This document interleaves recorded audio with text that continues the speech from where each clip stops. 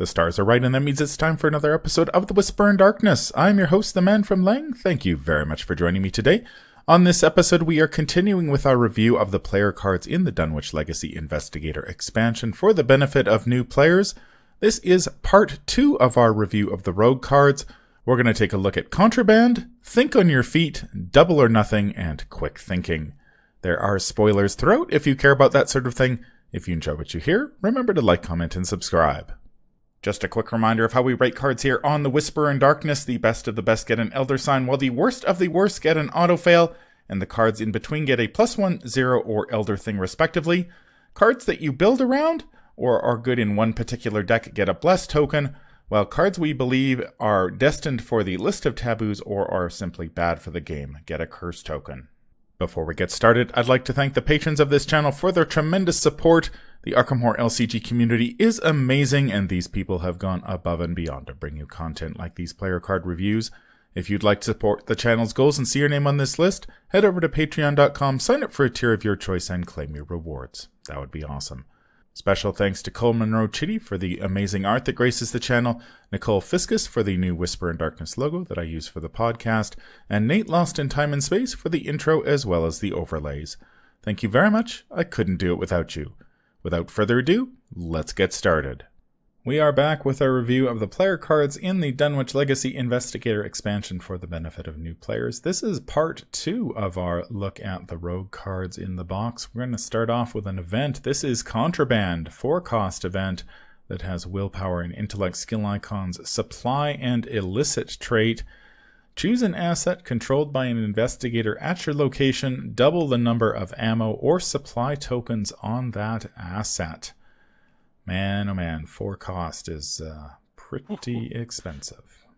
I've tried this one in the past, and I think the one problem I've had with Contraband is that it says double the number of ammo supplies tokens on that asset. So the problem is let's say you're trying to reload a gun, if that gun has 1 bullet left, you're getting 1 bullet out of Contraband. Yeah, if it let you add a number of tokens equal to the original token amount, that would be pretty cool. Yeah, but as it stands, Yeah, it's basically a brick in your hand, too, if you don't have a weapon. Mm-hmm. Because it doesn't even have good skill icons, so you can't even really effectively use it outside of its intended purpose. I assume that the combo with Contraband, what the designers had in mind, was using it with the typewriter. Oh, okay. Or maybe the lightning gun or something, where those extra ammunitions really pack a punch behind them. But I think it's just too expensive for what you get out of it, and it's way too situational because of it. Yeah, I agree. And also the rogue in the set, Jenny, she's got the twin 45s, but the thing about the twin 45s is you don't need Contraband to double the twin 45s, because often if you're Jenny and you save up a lot of money and you're thinking, oh, I'll play twin 45s, then I'll double the ammo, you're talking way too much ammo. The game's going to be over before you've shot 10 bullets, and if you have to shoot more than 10 bullets, something's gone wrong. Yeah, I mean, even consider it in Jenny, right, where it's it doubles the amount of ammo, but at what resource count do you find that to be an effective strategy versus just spending the extra 4? Exactly. Yeah, and I've played a lot of Jenny, and I've had scenarios where I've gone through 12 bullets, and I'm glad. But that was more a credit to the twin 45s themselves rather than needing Contraband to double the bullets in order to be able to get up to 12. Right. Yeah, I could see this working in Zoe, if in order to double the lightning gun. But even in Zoe, you get extra ammo, and that's if you've got extra ammunition, just use that. Yeah. That's true. If you've got extra ammunition, just use that. Yeah, you don't need Contraband. I think the biggest problem with this card is twofold. One, it's very expensive, so even if you play your big gun plus this, you're looking at a pile of resources, even for a rogue like Jenny to fork over. And the other is timing. I mean, ideally you want to play this when your gun is full already, which means you probably want to play it as soon as possible after playing the gun. And if you're trying to contraband any of the big guns in this game, you've already laid out a ton of resources, and then you've got to lay out even more. Before you start shooting. before you start shooting. Yeah, you can't even, to maximize this, you need to play the gun for a bunch of resources, then play this for a bunch of resources in order to get the maximum value. And I just think that the timing and the cost, it's just, between the two of them, it's just too much for a lot of investigators to bear. I mean, I have seen this played to good effect in multiplayer where there was, I think, less pressure on you to actually have to do something. It's just like, okay, I have the time to play my gun. Okay, I have the time to play Contraband. I find that when I'm playing solo, I just don't have the time to be, or the resources really, to pull off this sort of combo. Now, there is a level 2 upgrade for this card in the Return to the Dunwich Legacy that reduces the cost to 3 and gives you the option of adding 2 ammo tokens and drawing a card, or doubling. So a little more versatile in that respect. I'm still not sure that's enough to make the card generally playable, but if you enjoy Contraband and you are able to get good use out of it, there is a cheaper option if you have the XP to spare. How would we rate this one? I'm going to give this, I think within the context of Core and Dunwich, this is an auto-fail. I do think you could maybe justify bumping it up to an Elder thing once your card pool expands, but it's just so expensive, and like you were saying, like it needs to be played at the right time as well, which really just hampers this card's usability. Yeah, I can see what the designers are going for here in a deck that has, by releasing, say, Joey, you've got Liquid Courage, which uses supplies, you've got Lone Wolf, which gives you resources, and then you've got Contraband to convert those resources into supplies or ammo. Like, I see what they're going for here, but would I ever play this? Now, if you've got extra ammunition, just use that instead. Yeah, I'll give this an auto-fail as well. As much as I dislike this card, I'm going to give it an Elder thing. I think if you do manage to play this, it will do something, which is more than you can say about some of the cards that get auto fails. I really hate the cost on this one and the timing issues, but I don't know how many ammo you need to get out of this to make it worth your while. Like if you're playing a rogue like Jenny or Skids, the problem is Skids can take extra ammunition, which is, I think, probably better. So you're sort of left with somebody like Jenny, or you're playing it out of class. I mean, maybe if you get 2 doubled 2, you get 4. Like you get up to, you have 2 ammo and then you double that to 4. Maybe that's enough. But yeah, I'll give it an Elder thing. But man, oh man, this is teetering on the edge for me to get an auto fail. And personally, Elder thing. Yeah, personally, I haven't played this card in ages in solo. It's just way too expensive, and timing issues are problematic, especially if you draw this toward the end of a scenario and your gun is basically empty. I'm not playing this for 1 ammo. I think you need to get at least 2 or 3 out of it. And even then, keep in mind, Dynamite Blast exists. And Dynamite Blast is 5. And that can deal way more damage than, like, ammo can. The next card is Think on Your Feet. It is a 1-cost event with intellect and agility skill icons in the trick trait. Fast, play when an enemy would spawn at your location, immediately move to a connecting location. The enemy still spawns at your previous location. Thoughts on Think on Your Feet? This card is pretty tough to evaluate. There are times when an effect like this could be really useful. Say you need to just get the heck out of somewhere, and an enemy spawns in you, and you use this to get closer to the location with a Resign ability. Sure. Other times, though, you're usually ending your turn on a location for a reason, and then having to flip-flop to another location sort of puts a damper in your initial plans. I mean, that being said, it does give you some breathing room, which is really nice. Being able to, like, play this and then play a gun and then move in and attack the enemy could be a solid option, but I don't know how often this type of effect comes up and how often you would actually want it, if that makes sense. Yeah, in fact, we can actually hold this side by side to Shortcut, which is just like that was an elder sign in our reviews because Shortcut just works. Think on your feet. It costs more than Shortcut, and it's limited as to when you can play it. So what can often happen with Think on your feet is that let's say you're trying to investigate a location, it's got one or two clues left, enemy spawns. Do you really want to use Think on your feet? Because you could just evade the enemy and keep investigating. But then again, how tough is that enemy to evade? Like this is kind of rough actually. I can see there being a decent use for this in Rex Murphy because if you're in like multiplayer and you draw an enemy, the Guardian happens to be at your location as well. Rex can play Think on your feet, and it's kind of like he just free action evaded the thing, and then the Guardian who wants to fight enemies, say Zoe, gets to engage instead. So I can see something like that working, but 100% of the time I would take Shortcut first, though, because Shortcut just works, and it's like one of the best cards in the game. This one has the trick trait, and I think that's very fitting for this type of card. I think there are some really big-brained plays you could make with this, but it's also challenging to do that for the reasons you've already stated, that often you're ending your turn at a location for a reason. You either need to get clues or there's some sort of ability you want to trigger there.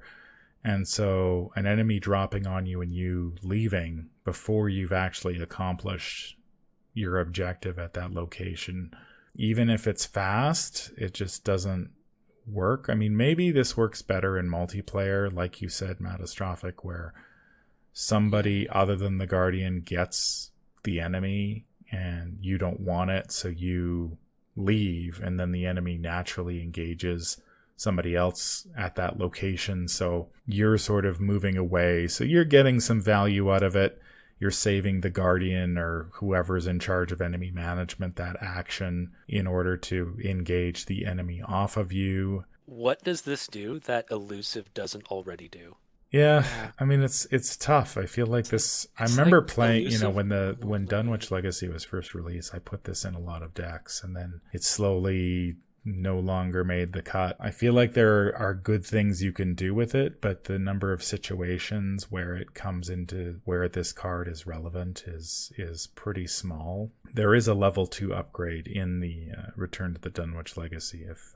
If you do like this effect, there is an upgrade for it. Oh, the upgrade actually does have a decent use. So one thing Elusive doesn't do that the level 2 upgrade, I think, on your feet does do is prevents a hunter from hitting you after it's moved into your space. The level 2 upgrade does do that because it's whenever an enemy enters your location. So if the hunter enters your location, there is a window, you get to play Think on your feet level 2 to get away from the hunter before it hits you.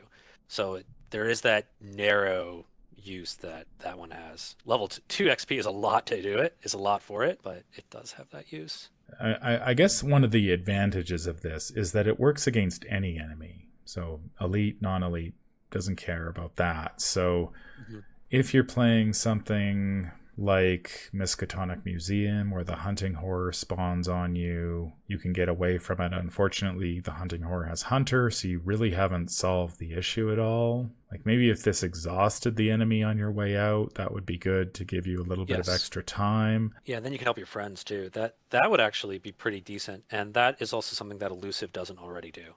Because Elusive effectively does the same thing that this does, because you spawn the enemy in the Mythos phase, you put it on you, and then whenever you want, you can Elusive away. And so it's something you can do proactively, Elusive. Whereas this, you have to do it only reactively, and only like when the enemy is drawn at a good time, at a time that is convenient for you. Yeah, I'm trying to think of other scenarios later in the game where this might be Anytime useful, there's but an enemy that has an on engage effect, it could dodge that because it prevents engagement.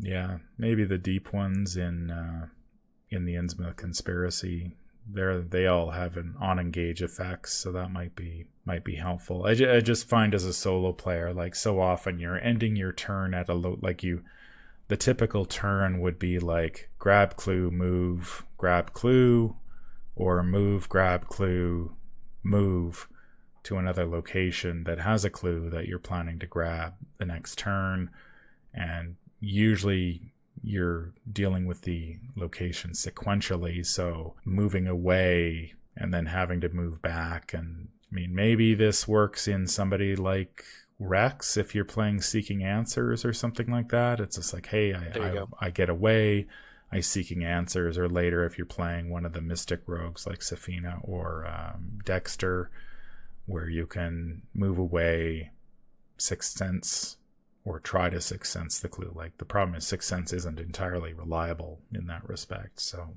how would we rate this one? I've never really honestly played this card very much, so I can't really speak for how useful it can be. So I think that ultimately winds up being an Elder thing. I just think it's really, really niche and where you would find utility in this card. If it had 2 matching icons, I'd be willing to almost bump it up to especially if it had 2 intellect icons, I'd give it a 0.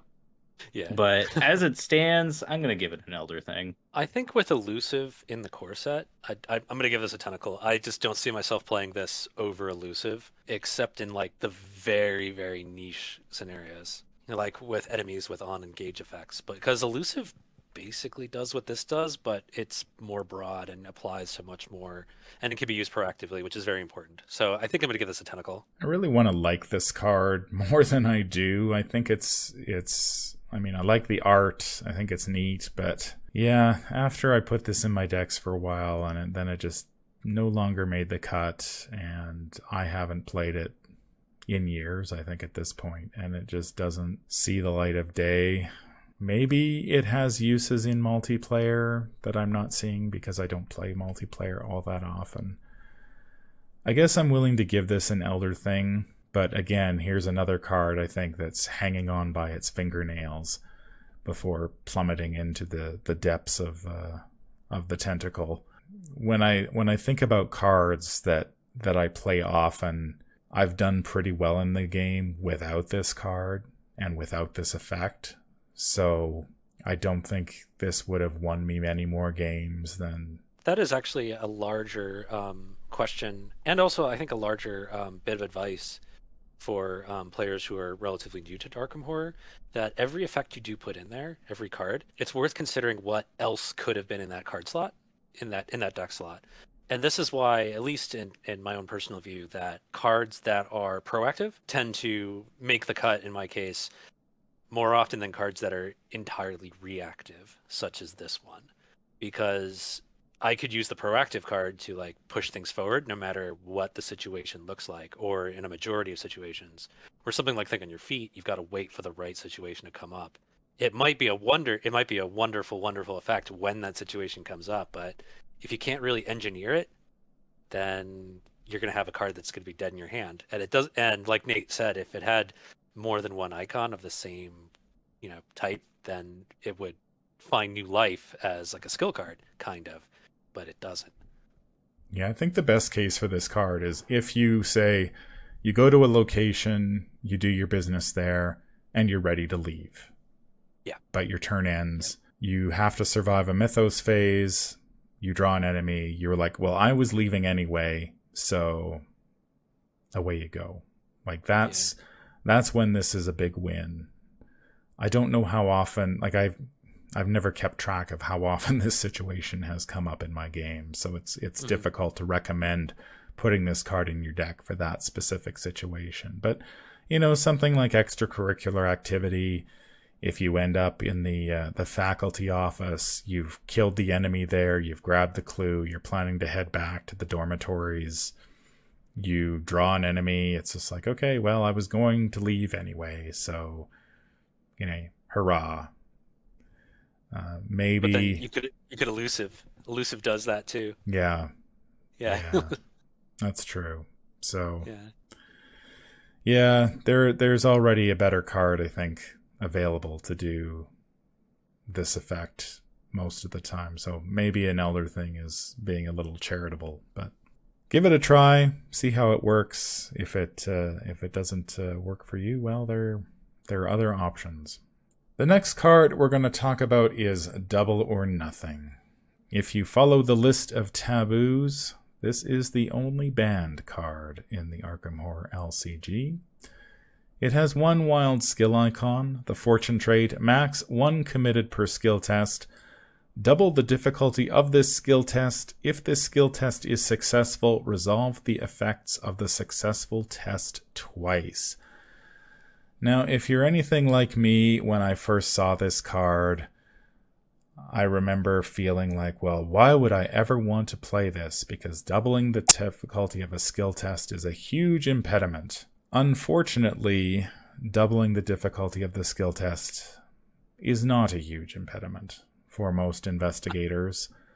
And so you are simply suffering no ill effect to double the effects of the skill test, and this can get ridiculously abusive very, very quickly. Yeah, I mean, we could make a whole episode just talking about all the silly combos that you can do with Double or Nothing, most of which are in multiplayer. I feel like this card was probably designed in like 2-player, solo, and in those formats, this card feels a lot more fair, but once you get into 3 or 4-player, that shotgun blast all of a sudden is dealing absurd amounts of damage. Yeah, it seems like if you use it like casually, if you use it innocently, then it seems like a lot of fun. Okay, so you double the shroud of something from 2 to 4, and you get 2 clues. Seems fine, right? Like it's kind of like a deduction in that case, except, it could be used to deal 2 damage on a punch, or 4 damage on a shot. And, it's also kind of fun. It's like it solidifies the rogue as being like the gambler. It's like, okay, I'm gonna willingly make my test tougher to accomplish more out of it, which is kind of a cool concept that Arkham doesn't do very much, right? Like you can willingly increase the difficulty on your test in order to accomplish an additional effect. It's kind of like a backdoor into the succeed by 2 mechanic. Where it's like you're aiming higher. Yeah. But if you use this thing innocently, then I think it's a fine card. Play around with it. Have a good time. It's when you start resolving all the effects of a successful skill test twice, when you start doubling your vicious blows, and you start doubling your quick thinkings, which I believe is why this thing actually got forbidden in the first place, because of double quick thinking, I think. So when you start doubling Dr. Mullen Christopher and perception and double deduction, that's when this thing gets out of control, is when you start piling on lots of skill cards onto the effect to create this massive double or nothing, 10 damage, 18 clues, 37 action infinite combo that you could actually get with double or nothing. But you know what? Play with it, use it innocently. Just don't try to cheese it, and it's fine. Like a lot of cards in Arkham Horror, don't cheese it, and it's fine.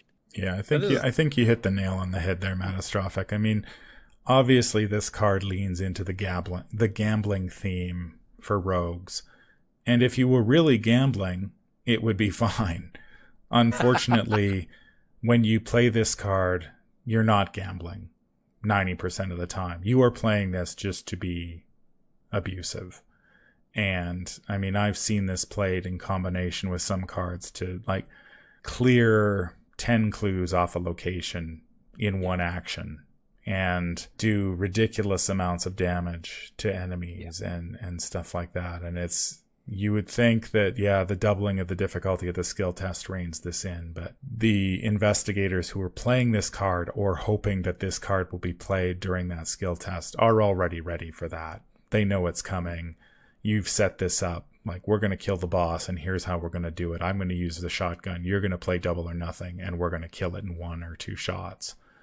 And so the cost on this card is rarely relevant. If you're just playing it for kicks, sure, doubling the difficulty of the skill test, and if you're not prepared for it, could be a major problem. But most investigators who are expecting this to be played are more than ready to deal with the doubling of the difficulty. So ultimately, the cost of this card just doesn't end up mattering in the skill tests where you want to play it. Yeah, I was going to say, what Matt had brought up earlier about anything that raises the difficulty of a skill test, those cards have always been busted. All of them have been busted. Literally, double or nothing and drawing thin are both either mutated or right. forbidden. That's right. Yeah, because you cheese it. Because with drawing thin, it was you combine it with effects that trigger off of failing anyway. So yeah, go ahead, make the skill test as tough as you want. I'm planning to fail anyway, and then you combo it all together. Oh yeah, once again, drawing thin also involved comboing a lot of cards together to turn the downside into an upside, which I think is also a similar thread with a lot of overpowered cards. Well, like truly overpowered cards is whenever you can turn a downside into an upside, you're on to something really cheesy. I got like a But whole if you nachos grande over there. but if what you're doing here is you're trying to say, okay, I'm playing a rogue and I've got my and like maybe I'm playing Jenny and I've got my magnifying glass and I've got a perception in hand and okay, so I double the difficulty of this investigation test from 2 to 4 and I put the perception in there and then I try to get 2 clues. Like, yeah, innocent fun, go for it. If you're trying to create an infinite combo to give yourself infinite actions, Maybe maybe don't it's do that. maybe do it in don't solo. Do it in solo. Don't subject your friends to that.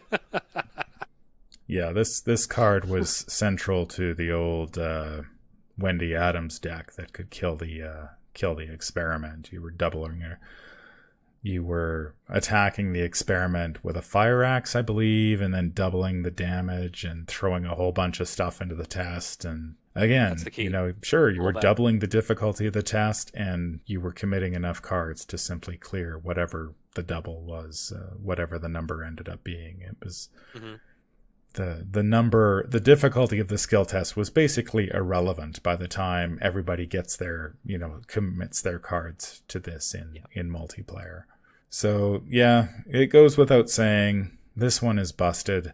It gets a curse token. I mean, being the only banned card in the game on the list of taboos. If you're not playing with the list of taboos and you are willing to accomplish minor effects with this, sure, you can play with it, but more often than not, you're using this to accomplish some big grand plan, and you'll just end up breaking the game at that point.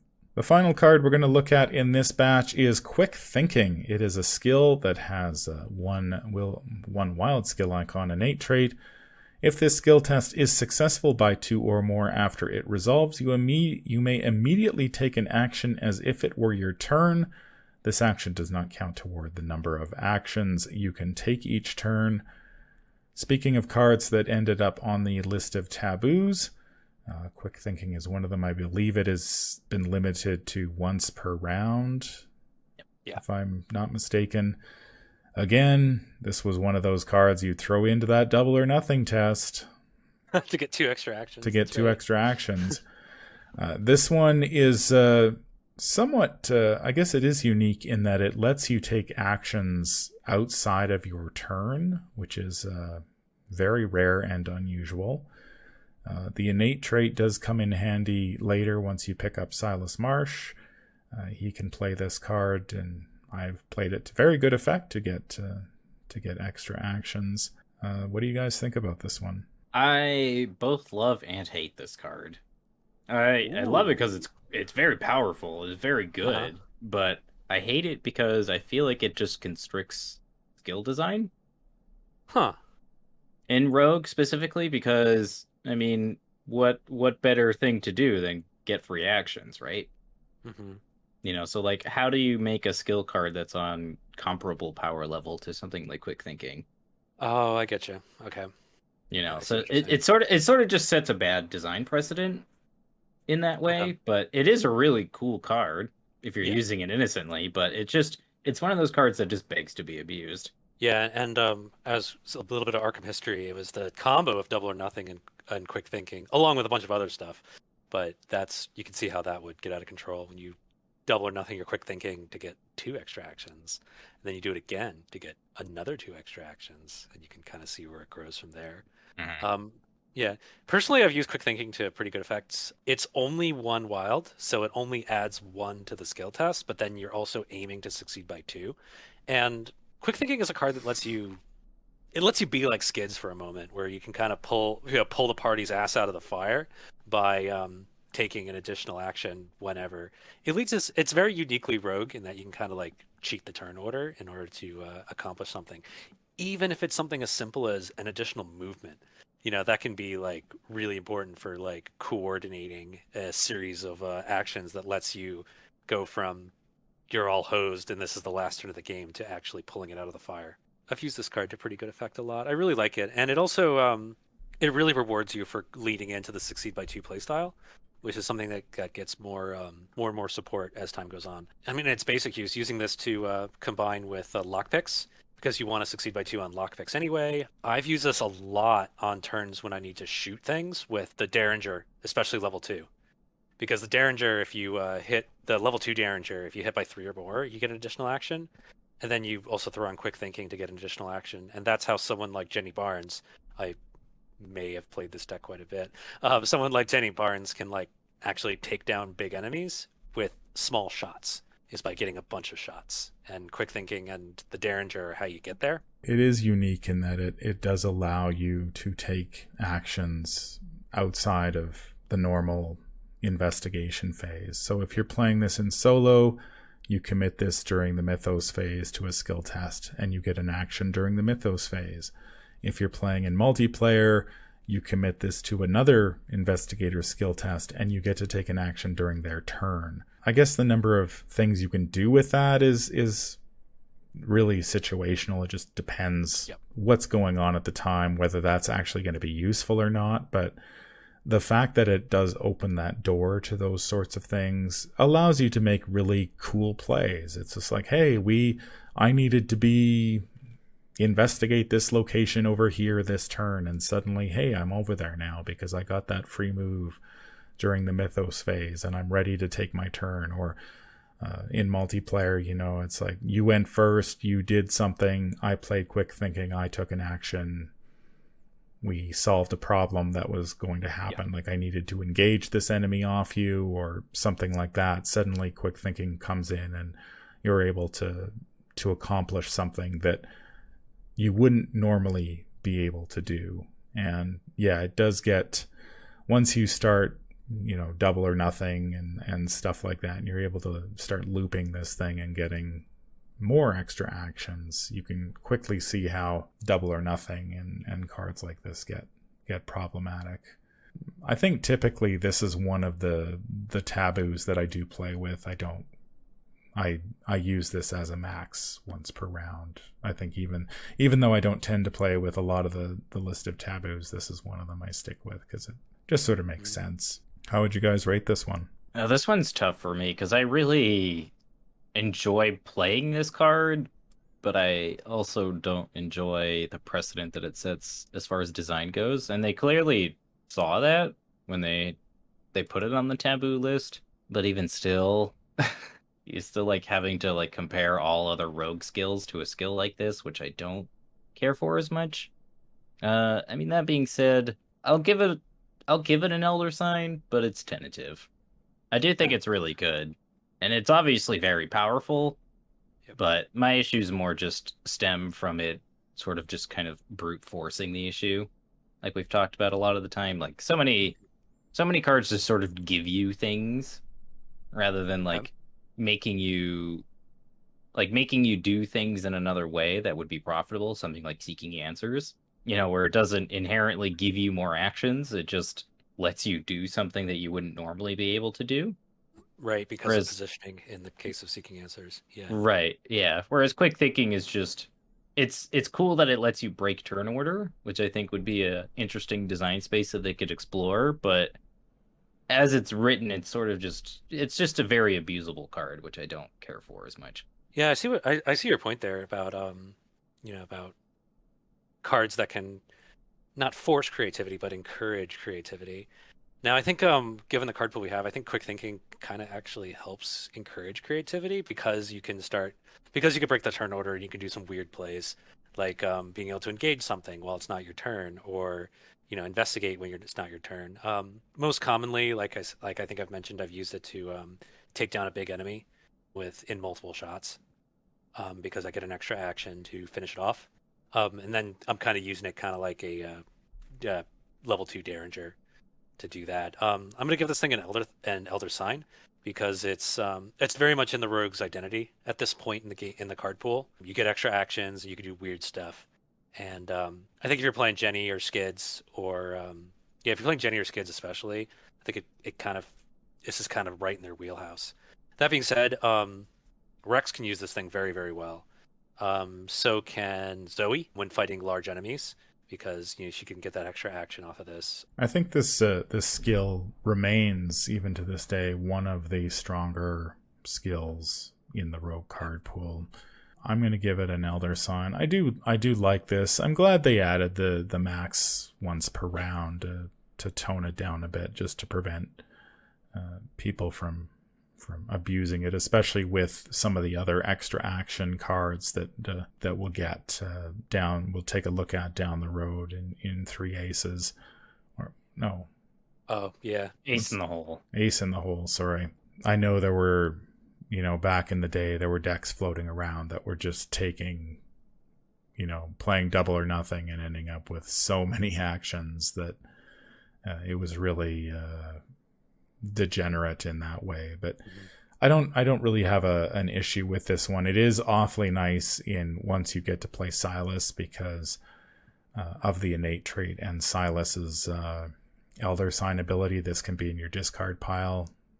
You get to commit it to a skill test after you pull an Elder Sign, and suddenly you're getting an extra action out of the deal, which is pretty sweet. But yeah, I mean, I think the designers recognized this was somewhat problematic and reined it in, unlike something like Double or Nothing, where it was just like, I'm not sure what they could do to bring that back into use, because it's just, if you're playing something like Double or Nothing, you are trying to break the game. Usually you're not playing to be fair. That's going to do it for part 2 of our look at the rogue cards in the Dunwich Legacy Investigator Expansion. Let us know in the comments down below what you think. Any final thoughts? Man, what a mixed bag. It feels like they were really trying to figure out the rogue's identity, and on some cards they pushed the dial all the way to 11, and on other ones they kept it at 1, and it's very strange. Yeah, it's kind of interesting how Think on Your Feet, Double or Nothing, and Quick Thinking, like how they're kind of similar, and they're giving rogues extra effects and extra actions, but they're doing it in different ways with like wildly different results. And overall we've had a couple of stinkers, and we had a couple of cards that are kind of crazy. Yeah, when pushed pretty hard, but yet also kind of core to the rogue's identity at this stage of the game. I think the strangest thing is that Double or Nothing didn't end up being a seeker card, because that would just be par for the course at this stage of the game. But yes, a rare curse token for the rogues. There might be another one down the way. We'll wait and see on that one. But yeah, it's the rogue card pool. I think at the beginning of this game they really hadn't figured out sort of what the rogue's identity was, and so you sort of end up all over the place with a card like Contraband on one hand that clearly was intended to be played by rogues who have money to spare, and so paying 4 resources is not a big issue. But it turns out, I think, being more of a mental issue for players, where they just look at the card and they're like, this costs 4 resources, why would I ever play this? And then something like Quick Thinking, on the other hand, which is just very, very solid, perhaps a little too solid at times, but the ability to play to get an extra action is still very much in the rogue color pie at this point, so it's nice to have. That's going to do it for this episode. If you enjoyed what you hear, remember to like, comment, and subscribe. If you need to contact me, I can be reached at manfromleng@gmail.com. I'm also on Twitter at manfromleng. Until the stars are right, keep your shotgun close and your Elder Sign closer. Take care out there, and happy investigating.